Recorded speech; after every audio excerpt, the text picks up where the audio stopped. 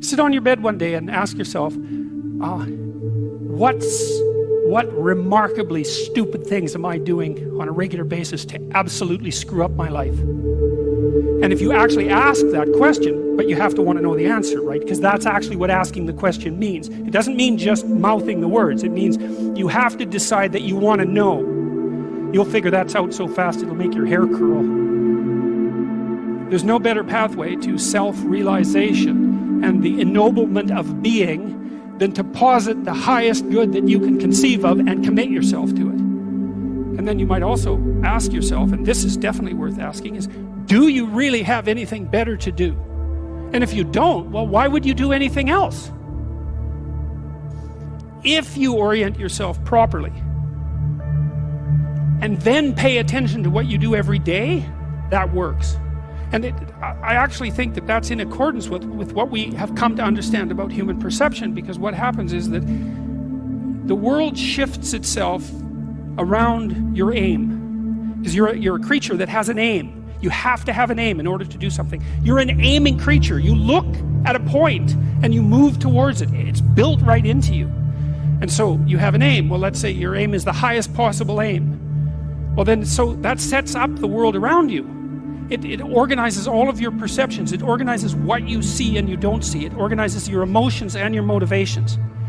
So you organize yourself around that aim, and then what happens is the day manifests itself as a set of challenges and problems, and if you solve them properly, then you stay on the pathway towards that aim, and you can concentrate on the day, and so that way you get to have your cake and eat it too, because you can point into the distance, the far distance, and you can live in the day.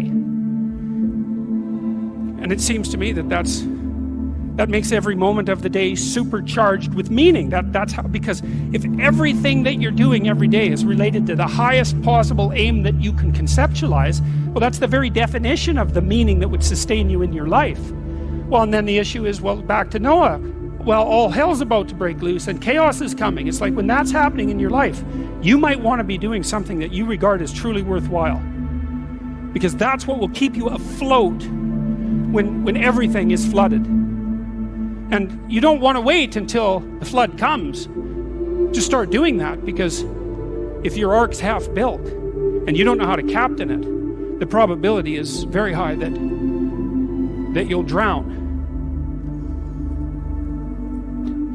Ask and it shall be given you. Seek and ye shall find. Knock and it shall be opened unto you. For everyone that asketh receiveth, and he that seeketh findeth, and to him that knocketh it shall be opened. That sounded pretty optimistic again.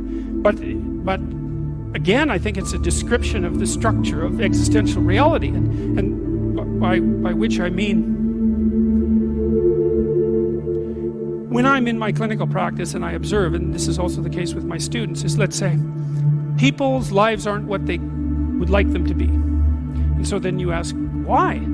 Well, forget about tragedy and catastrophe, because that's self-evident, and we're not going to discuss that. Although the degree to which you bring about your own tragedy is always indeterminate.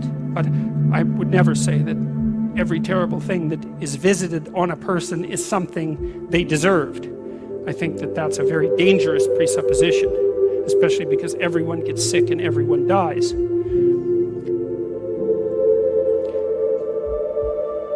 But one of the main reasons that people don't get what they want is because they don't actually figure out what it is. And the probability that you're going to get what would be good for you, let's say, which would even be better than what you want, right? Because, you might be wrong about what you want easily, but maybe you could get what would really be good for you.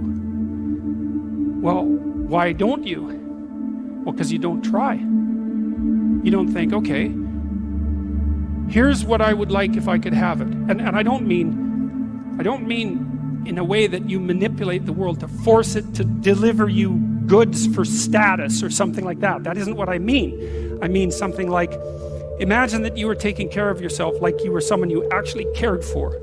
And then you thought, okay, I'm caring for this person. I would like things to go as well for them as possible. What would their life have to be like in order for that to be the case? Well, people don't do that. They don't